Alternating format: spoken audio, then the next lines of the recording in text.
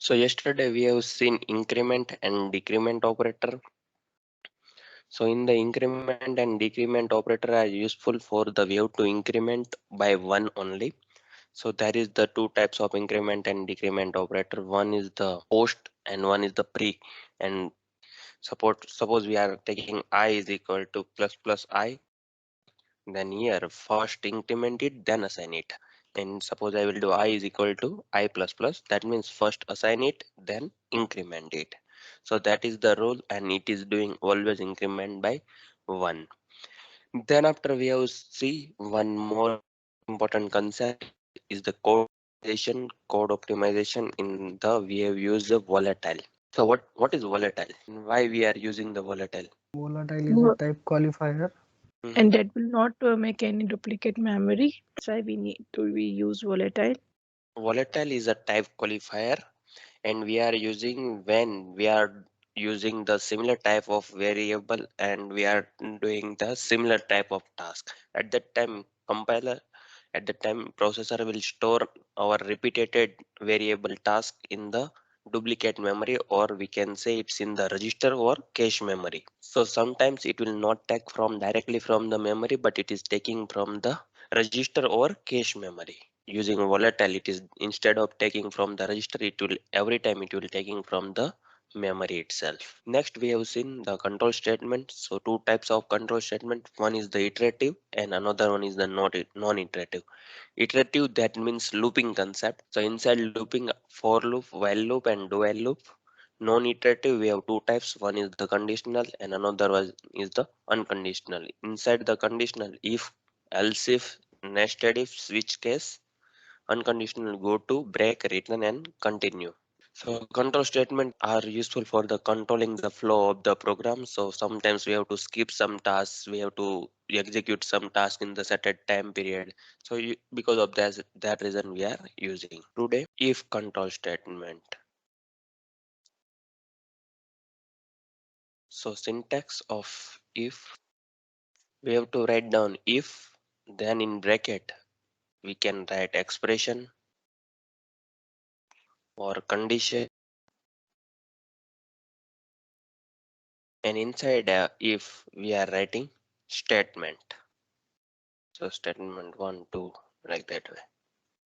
Here this expression will become true or false. When it become false, when our condition or expression will become 0, at the time we can say it's false. When our condition or expression become the non-zero value, it's any value, so it's considered as a 1. Similar way we have already seen in the relational operator. So this is that condition is become true, that non-zero, that means true, false, that means 0. Whenever this condition will become true, at that time only this bracket statement will execute. Suppose I will write if expression or condition, then semicolon here. Here my compiler will not generate error. This is called dummy if. Then after suppose I have not written in the bracket and I have directly written S1 S2 like this way. So this is called my dummy if. So there is no meaning of this condition. This condition will come true or false, anything. Here semicolon, that means nothing. This is dummy if. Compiler will not generate any error. But dummy if is not a part of our program execution also. It's not a part of any statement or anything. Whenever you write if condition, you have to keep in mind we have to not write here semicolon. If you will write semicolon, then this is the nothing meaning of this condition. Okay, then I will move to the VS Code. So our title is write a program to scan a character user display the character and its ASCII value only if a character is small letter. And so user will enter the character from the user and display the character and its ASCII value. Suppose I have taken small a, then its ASCII value is 97 and small a we have to display. Only if a character is small letter. If character is capital letter, then we have to not display that character and its ASCII value. So how we will make this program?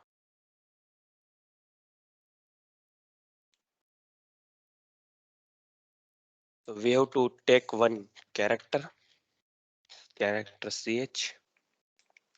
Then we have to take from the user. So I will write here, enter the character,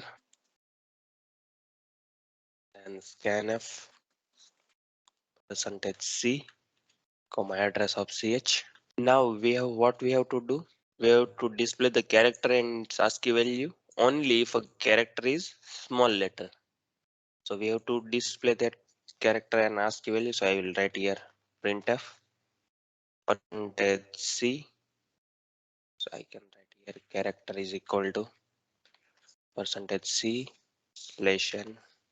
ASCII is equal to percentage d, comma ch, comma ch. So here it will display character and ASCII.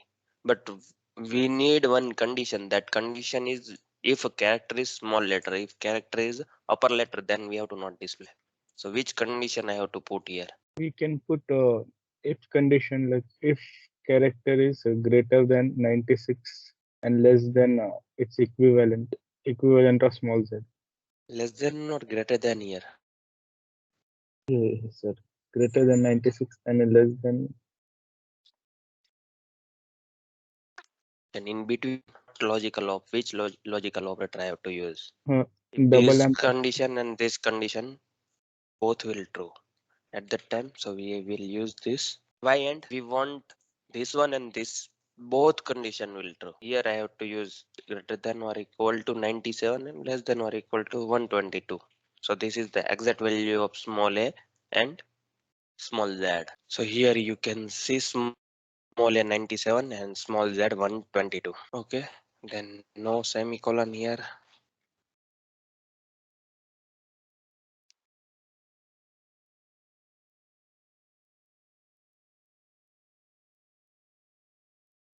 So write down this code. So here there is no hard and fast rule. We have to put condition only. We can put here variable name, anything. Here in this if bracket statement is either non-zero or zero value. If it is non-zero value, then it condition will become true. If that is the non-zero value, that means suppose I will write here 1. So this condition will become true. Next, we have to scan one characters. We have to convert its small letter to capital letter. How we will convert? So we have scan one character. We have did here. We have mm, whatever the character is in small letter. We have print. Here we have to convert it into the capital letter. So here how we will convert small letter to capital letter? What is the ASCII value of small a? 97, What is the ASCII value of capital A? 65. 97 minus 65. How much? It's 32. So we can do ch is equal to ch minus 32. here my ch will updated. Then after this statement will execute and it will print. Character is small a, my output is capital A and 65. So this is the program for convert small letter to capital letter. So write down this logic in your book only. If you don't know the ASCII value of here you need to know about the ASCII value. Because of that reason, how much minus you have to do. But here you can write instead of 97, you can write here small a and small also. Using bitwise operator, you can also do. So what is the binary of the 65? This is the binary of 65. 97 binary, small a is here 64 plus 32 plus that is the 96 and here 1. Here you can see this bit only 1, 32 bit.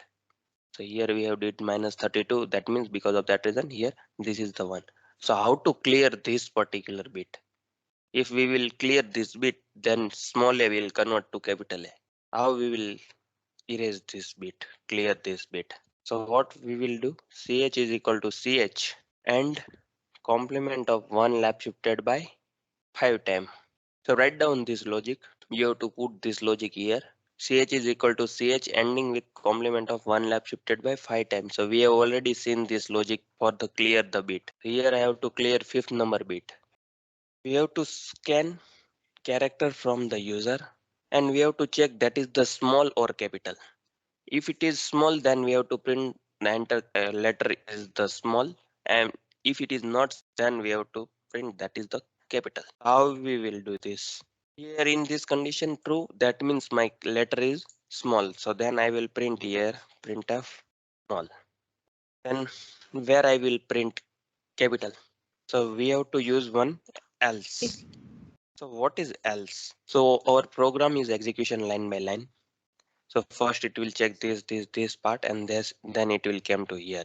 If this condition will become true, it will go to inside and it will do that task. If this condition will become false, at that time it will come to here in the else. Whatever written in the else, it will print.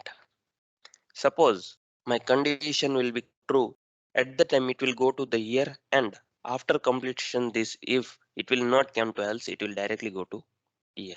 Either this will work, either this will work. At that time we are using the if else. So I will run this code. So I have to run this p18.c. Small a, that means it print small character a and ASCII is 97. Suppose I will print here capital A, then it's print only capital because we have not put inside else condition this. So this is the common for both. So I will put it in outside the. So this print will execute every time. If this condition will true, otherwise it will go to here. This print will print every time. So write down this code. So what is the loophole of this code? This is my perfect code or not? Suppose I will enter digit, It will print then it. capital. Yeah, for that also. So we have another concept is called a nested if. So you know the concept of if and else condition.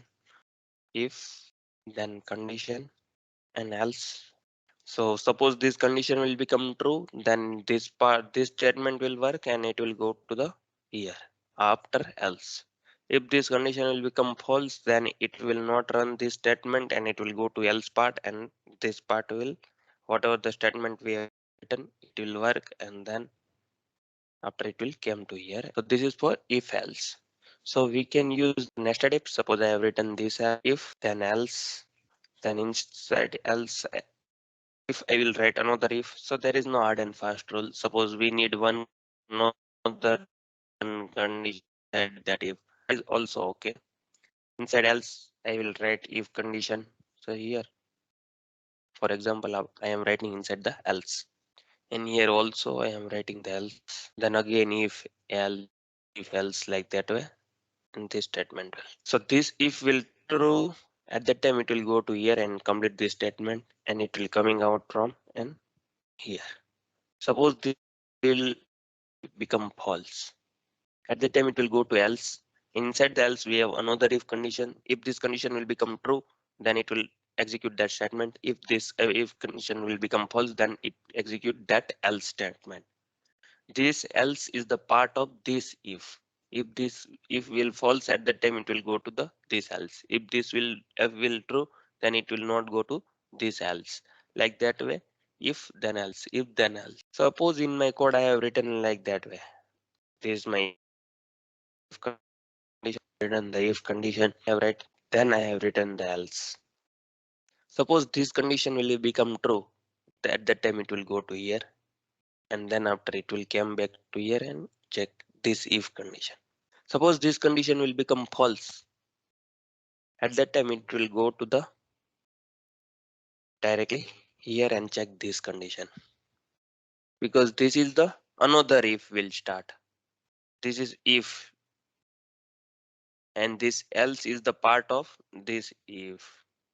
So whatever the last if, that is the part of this.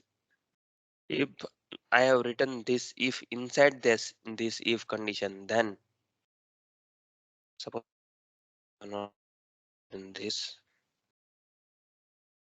So this if is inside my this if condition. Now this else is the part of this if or this if. I will give first or second. So it's first if, this else, or second if. First one. Exactly, first one. Why? Because my first one is started from here and ending here. This if is the part of inside this if. Like this way we can write if else ladder. So that is nested if. We have one more thing is the else if ladder. Suppose I have one condition, then I have else if another condition. Like this way, else if, else if, else if, and then at the last else.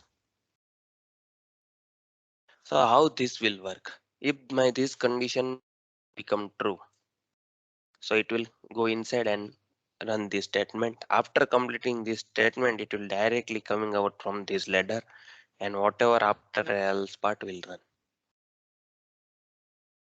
If this condition will become false, so first it check if condition. If this condition will become false, so it will come here and here check another condition.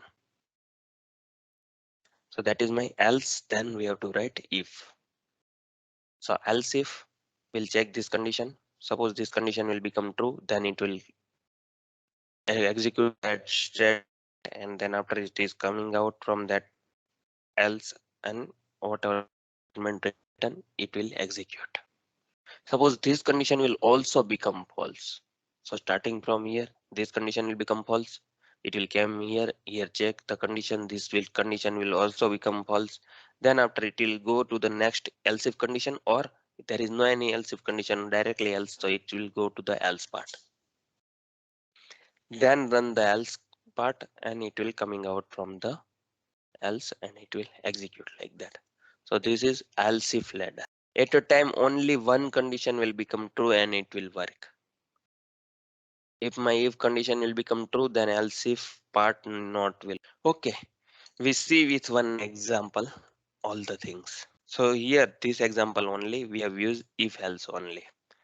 Now I will make program like that way. Suppose user will enter the character small letter, then we will print the small. Suppose user will enter the capital letter, at that time we will print the capital letter. Suppose user will enter the number, at that time we will print the digits. Okay. Then inside else I will write one more condition, if condition. That is I will copy here. Ch is greater than or equal to capital A, capital Z. I need to print it capital letter. Else inside I will write another condition, greater than or equal to 0. Ch is less than or equal to 9. In this if condition I will print digit.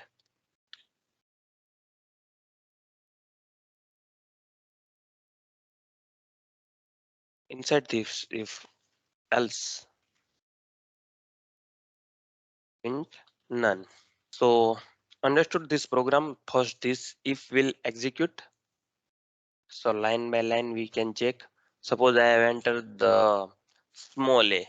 At that time this small a or small a to z any character. So this if will execute, this condition will become true. It will print small. Then it will not come to this else part and directly go to the here. So this is my if this condition will become true at that time. Suppose this condition will become false. At that time it will come to here else.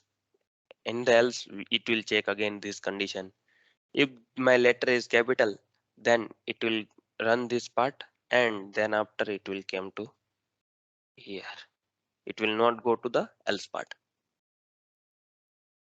So small and capital letter okay. Suppose user have entered the digit. At that time it will check this condition will become false, then come to here.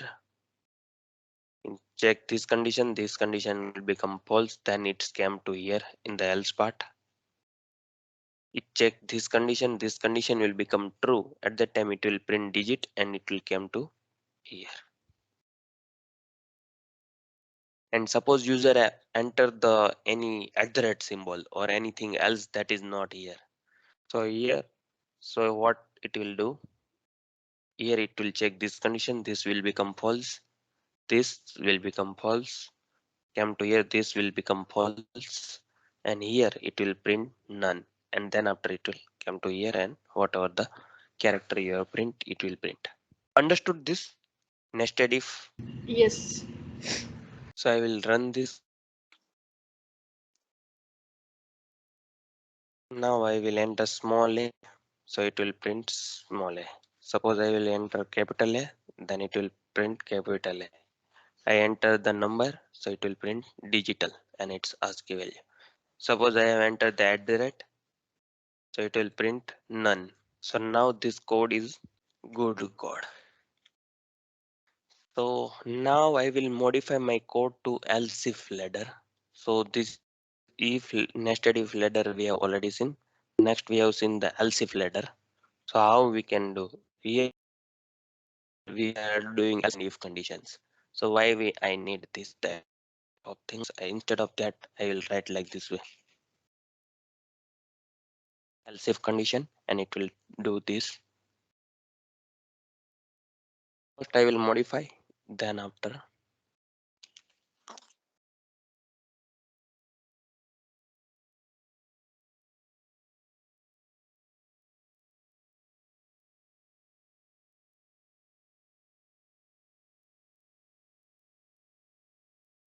okay. Now you can see if my letter is small letter. So at that time it will come to this condition and it will check my condition is true or not. If this condition will become true, then it will print this small. Then after it will if this condition will become true and then execution will complete, it will directly here. It will not check another condition and anything. Next, suppose I have entered the capital letter. It will check here. This condition will become false. Then it will go to here and it will check this condition. So here this condition will become true. At that time it will complete that statement, whatever statement written inside that. Then it will come to here. In the third case, it will check here. This condition will become false because I have entered the digits. It will check this condition will become false, then it will come to here. If this condition will become true, at that time it will print digit and it will come to, after that it will come to here.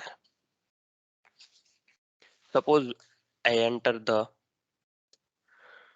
at the rate or anything another symbol, so it will check here. If this condition will become false, then it will come here. This condition will become false, then it will check here. This condition will become false, then it will come to else part and it will print none. Then after it will run this part. So like this way else if ladder code will work. So write down this code. This code is better compared to the if n number of times if we are writing. I run this code. Small a, then capital A, then number, then symbol. Sorry.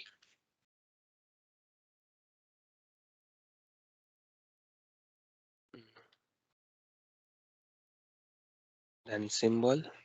This is working fine. Okay. Now your homework. You have to make one program is for result. So you have to take data from the user is the marks. Suppose user have entered the data 0 39, then you display it's fail. Suppose data is 40 to 59, then display C grade.